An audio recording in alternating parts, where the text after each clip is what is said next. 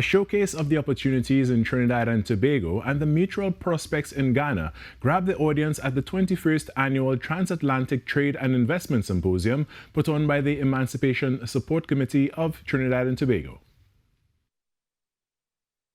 With a visit of the Asante Hene and his various representatives to Trinidad and Tobago shores, business opportunities are being avidly explored. Minister of Trade and Industry Paul Agopi-Schoon, addressing the attendees of the 21st Annual Transatlantic Trade and Investment Symposium, pointed out the richness of Caribbean and Ghana trade. And looking at CARICOM Africa trade, whilst our exports in goods have increased over time, the reality is in 2022, it only accounts for 3% of the region's exports, with these being heavily dominated by energy products from Trinidad and Tobago.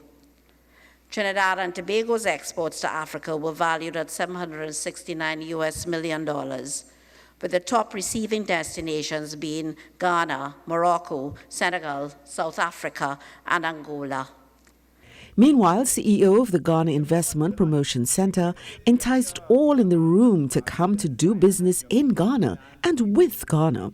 He explained that 40% of the world's remaining mineral resources are in Africa and that the level of human resources is unbounded, plus agricultural opportunities are great. The world today, because of sustainability and climate change, would require these significant minerals for energy transitions. And we find a great proportion of them in Africa.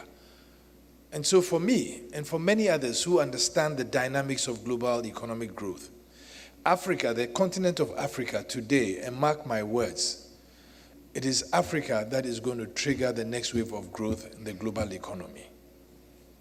Elder Kafra Kambon said the link between Africa and the Caribbean is today bearing fruit from the hard work of the Emancipation Support Committee of Trinidad and Tobago.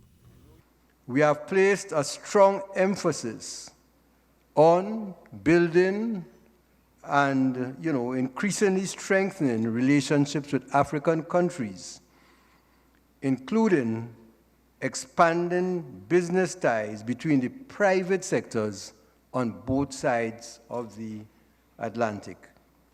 Mr. Kambon said the links between Trinidad and Tobago and Africa have redounded to increased private business interests and improved government-to-government relationships. Marie-Therese Bernard for TTT News.